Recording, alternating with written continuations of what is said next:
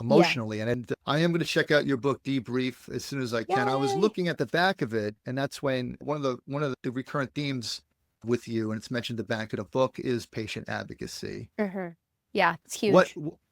have you always been a writer? It's Oh, something that no. I've always loved, reading and writing. No, you just No. fell into it. Okay, so book, the whole writing a book, I have no background in writing.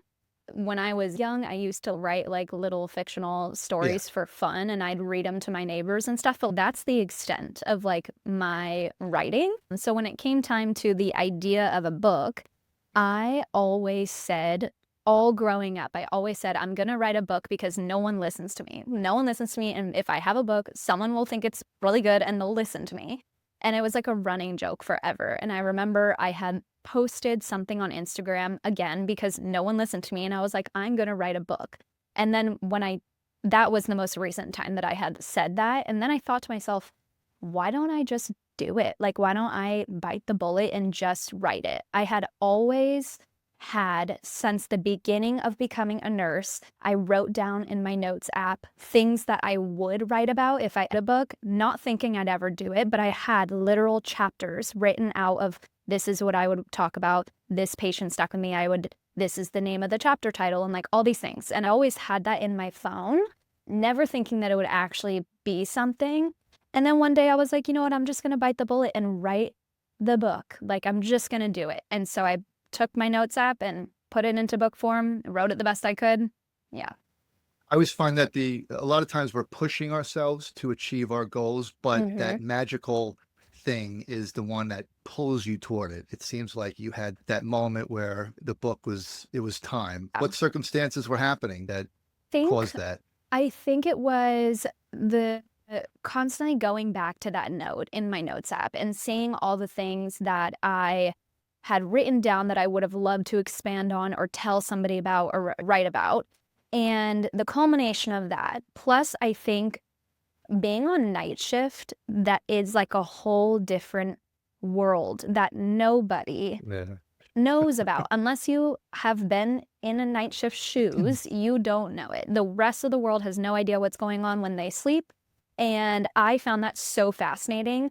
And I think that was the push where I was like, you know what? I want to write about this. And a lot of my stories come from night shift, working as night shift. And that kind of pushed me to be like, I want to write about this because I don't think people really realize that this is going on or this is what we're going through. And yeah, that was like, okay, I'm gonna actually like write this. My first 2 years as a ER nurse in Queens, it Mm. was night shift. And then I said, yeah, I had two kids, and I'm like, all right, no more. It doesn't really work into my schedule. And then I became a local travel nurse, and there's Yeah. this hospital 10 minutes from my house. And I really liked the hospital. And there was 2 month contract for night shift. And that's what I'm doing now. And the night shift doesn't get a lot of credit because No, we're obviously daytime creatures. First off, no team is stronger than the night shift no. crew. Yeah. Is that? And though perhaps there are less patients, it's still pretty busy, pretty consistent. Uh-huh. And yeah, there are opportunities like what you're saying to maybe take notes and to pay attention more to what you're Mm-hmm. doing. Learn new things. Yeah, and in some ways, you actually get more done in your For sure. private life. 'Cause I'll leave and I'll go to the gym, and yeah, sure, I'm getting back a little later, and I'm a little bit more tired, but I'm just very intentional with what I'm trying Mm-hmm. to get done when I am up.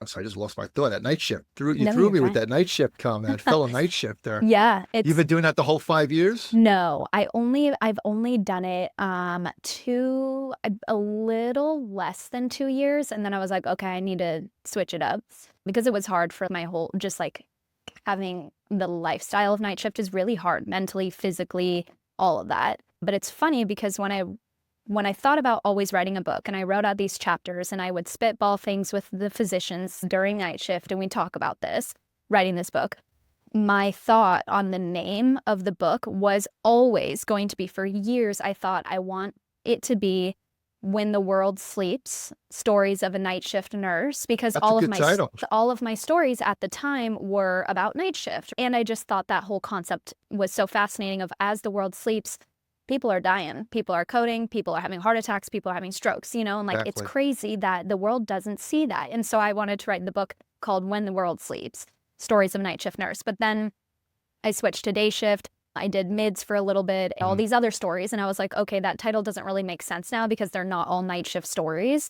So I cut that title. But a lot of the stories in the book are from night shift. And yeah, that was like the fascination with it, is that no one really sees what it takes Yeah. to be a night shift nurse or what we go through.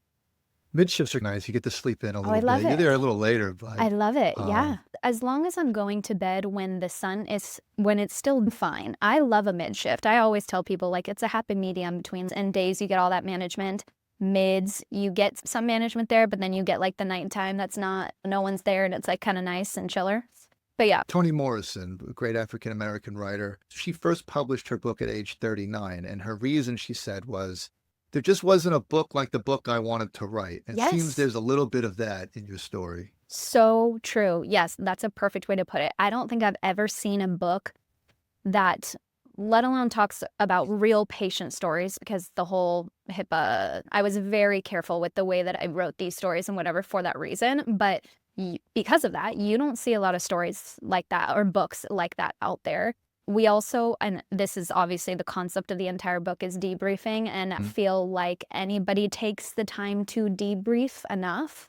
And yeah, there's no book out there that I've seen that people are debriefing or are learning and writing it out for others to learn from or read about and relate to, and then debrief their own kind of similar stories or As you experiences. speak, I'm trying not to chuckle because it's so true. It's just So true.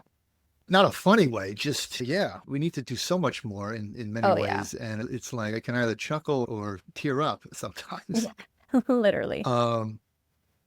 Debrief. We'll have a link for those watching or listening. We'll have a link below for Debrief. Yes. I wanted to get back to patient advocacy